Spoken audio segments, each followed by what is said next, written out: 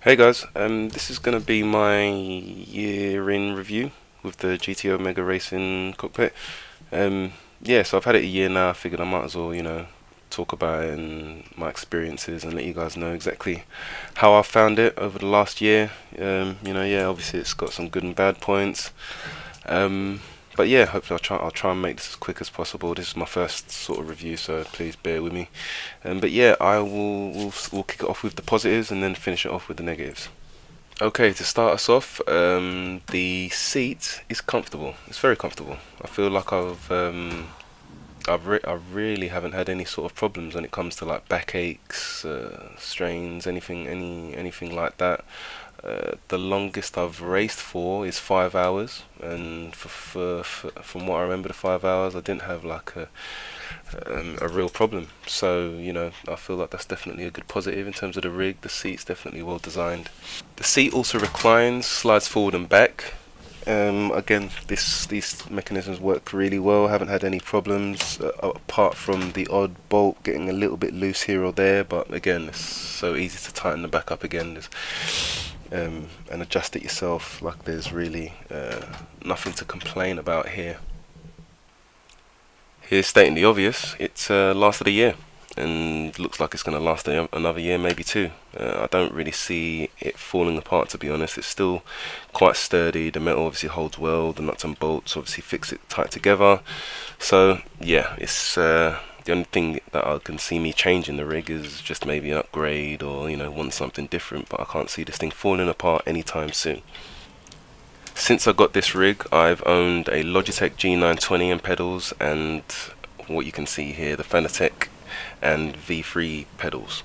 So it has all the mounting holes for the both Logitech and Fanatec wheelbase.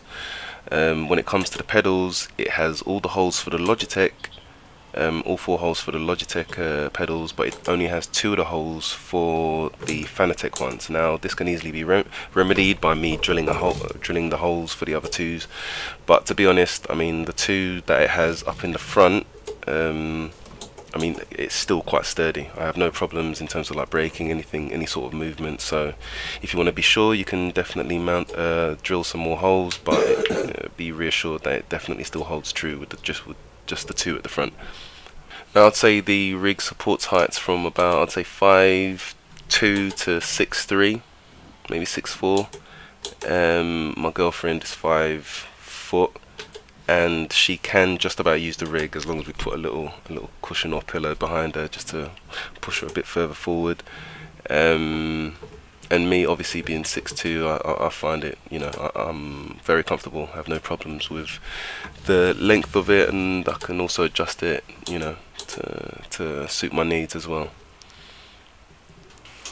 I like the mobility of the rig. Once you set it up, it's not completely fixed to one point wherever it is that you set it up. It does move around. It also separates in the middle, as you can see here. So you can then separate them and then do whatever adjustments you need to do, whether it be at the front or at the rear of the rig. So you don't have to like find yourself, trying to fit into little bits or whatever to make adjustments. This then leads on to my next point, which is maintenance is pretty easy. I mean, like I said, I've hardly touched the pedal deck since I got it. In terms of the seat, again, haven't really, maybe a few loose bolts underneath it, but again, you just tighten them up every, I think I've only done it maybe twice in a year, maybe 3 times or something. But again, it's literally just tightening them up and making sure everything's nice and fastened and there's no loose points. But yeah, maintenance with it is pretty simple. Wire management with the rig is pretty simple. As you can see here, I just used a few of these to basically tie them around the frame, and yeah, they don't really get in the way or anything, so you should be able to organize the wires around the rig quite simple enough. Okay, now on to the negatives. Okay, so let's start off with the monitor mount. Now, this thing is functional. It does its job in terms of like holding up your monitor in certain positions so that you can race in a more comfortable position. But there are a few things that aren't too great. Now the Monitor Mount has height adjust, rotate, and pivot. Now I don't have a problem with the height adjustment. The rotate is fine. Feels a little bit flimsy, but it's fine. Like, it stays put. The only problem really is with the pivot. The pivot, like, you move it at a certain angle, and it does stay when you leave it alone there and then. But then give it a day, and then you'll notice that it slowly starts to move back into the original position, which isn't terrible, but it's just something that I've noticed. Next up is the finish of the paint. Like, as you can see here, the paint is just chipping off pretty easily as well. Now again, this isn't something that's going to be impeding the way you race, so it's more of a aesthetic annoyance than a functional one. So yeah, when it comes to holding up your monitor, yeah, it does the job. It's functional. But when it comes to actually looking the part, it does look kind of cheap in certain places. I'm also not a fan of these fasteners, these screws that you use to fasten it and tighten everything up, because I mean, don't get me wrong, like I said, it hasn't slid down or anything, but at the same time the screws don't actually screw into anything. The end of the screw just basically is just hitting against metal. So sometimes I'm like, you know, at first I wasn't too sure that it was actually going to hold up, but it does, only because once the monitor's up, there's no more interaction with you and the monitor. Basically, you're not shaking it, you're not trying to, like, you know, wiggle it or anything like that. You're not basically loosening the screw. But then I do find that is a problem with the rig, because those same screws are used everywhere else, and especially on the shifter mounts, which is where it's used the most. It's terrible. It is absolutely terrible. I'm really shocked at the design choice to use these for the shifter mounts, because again, when you're using the shifters, you're changing gears quite fast, you know, or the sequential shifter, forward, back, you know, you're not necessarily trying to be gentle, but at the same time it just eventually you just shake the screws loose, and it's just so annoying, especially when you're mid-race, when you can feel that the shifter's loose and you have to you know, put your hand underneath it and screw it back in just to tighten it up again, just so that it'll do it another 5 minutes later. But yeah, that's terrible. If you're somebody that uses shifters, just stay away. You don't want to be using these shifter mounts at all, or unless you're gonna basically do your own handiwork and make them a lot more robust. But I mean, look at this, man. I mean, look how wobbly that is. Like, how the hell did this make it through R&D? It's fucking shambles, mate. Absolute shambles. Now that complaint is mainly to do with the H pattern shifter. Now let's move on to the DSD sequential shifter on the other side. Now this one doesn't have any doesn't move around like the H pattern one does, as you can see here. But at the same time, I've had quite a few issues with this. I mean, for starters, I mean, you can basically see all the little pieces of paper that are basically around this thing, and I've had to do that because you know, the design of this shifter mount it's not flush. Everything doesn't fit uniformly and perfectly. There's like loads of gaps, and even when you do these screws, which is basically just metal on metal, that, you know, you're still gonna get. I still felt there was like loads of movement in the shifter mount, which was really annoying. So I had to like jam pieces of paper in between where I could, just to keep it firm. And I've now got it to a position where, like, it is. So no, I'm not going to be taking this thing apart to show it to you a bit more, you know, a bit more closely, because no offense, it took me ages to get it to this position. But yeah, it's just terrible, man. It's like really bad design choice, especially with the amount, like, even if you thought like maybe there's going to be a millimeter of movement or a little bit of gap, it's like the gaps are sometimes like ½ centimeter, and I'm just like, this is terrible. This DSD shifter is a tank. Like, this thing is such a tank. It actually snapped off one from this end here. It snapped off one of the shifter mount. I had to get a replacement. But I mean, that just, to me, just goes to show that when it comes to like using Logitech type stuff, like those shifters, they're quite light and toyish. Like, yeah, you're not gonna have a problem with this rig. But when it comes to heavy duty type stuff with the Fanatec H pattern sequential, DSD sequential, it really tests the strength of this rig. And to be honest, I'd say it's shown that it's too strong for the rig. The rig has shown that it's not strong enough.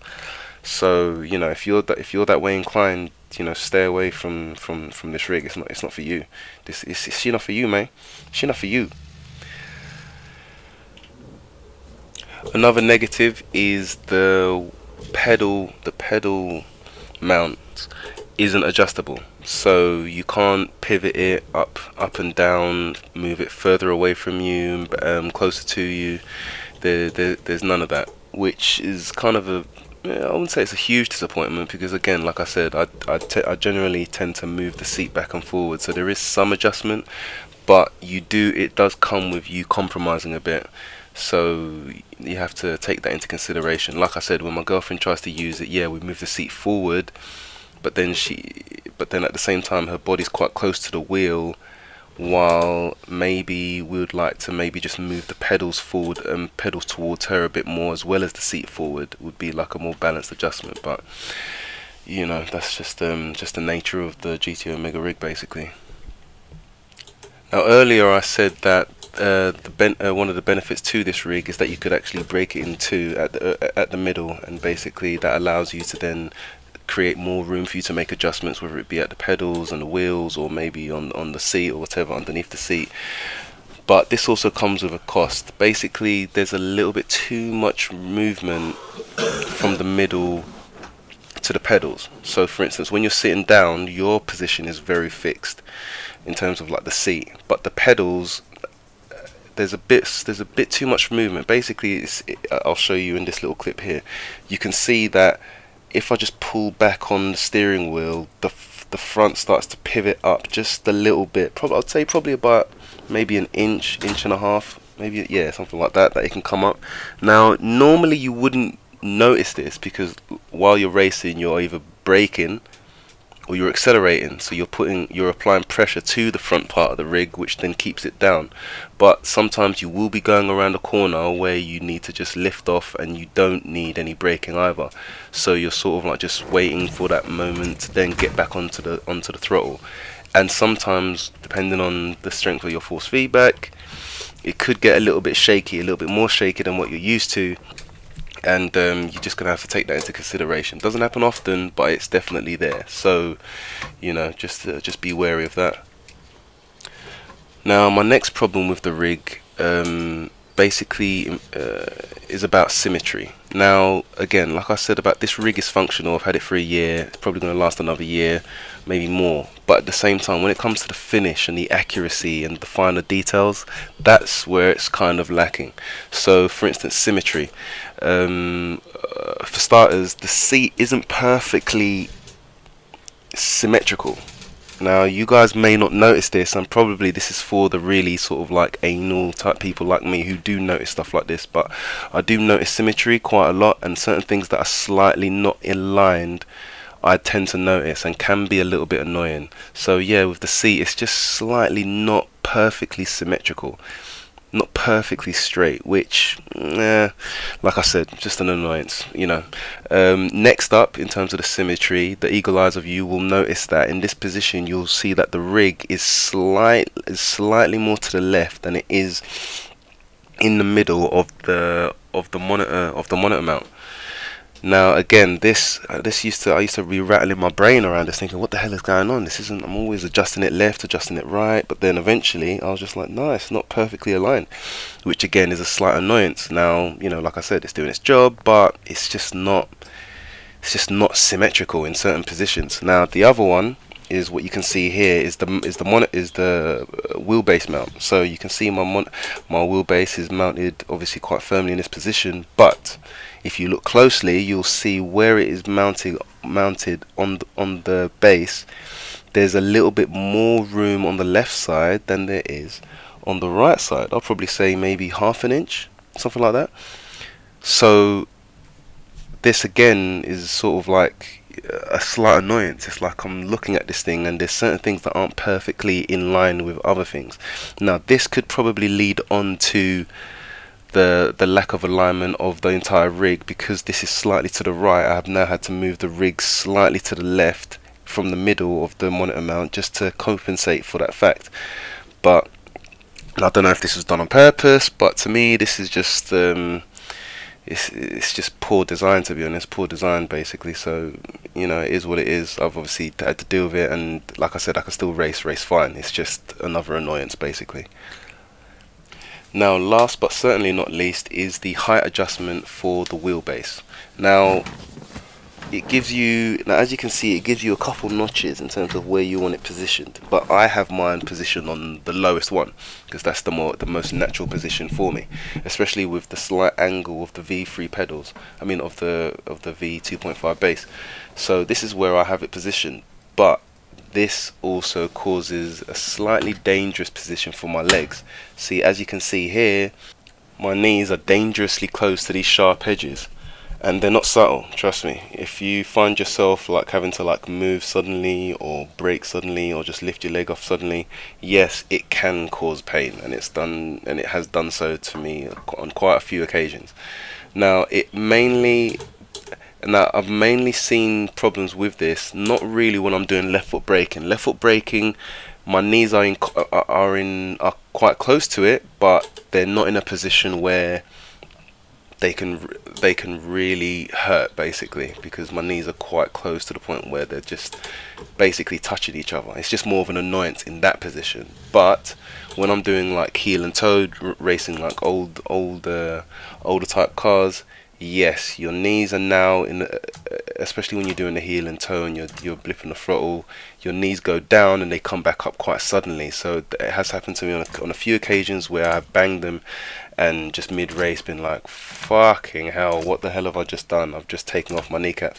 So this is a definite design flaw. I think it's pretty terrible. I don't know why they haven't changed the design basically, because this to me just seems wrong. And the only way to basically compensate for this is to basically move my seat forward. If I could move the pedals further away from me, that will then lower the angle of my knees, which means that they'll be further away from them, but I can't do that, so I have to move the seat further away, which then means I'm further away from the wheel, which makes it a slightly less natural position, and I'm further away from the shifter to my left as well. So yeah, this just isn't good. It's not good. It's not good. It's painful.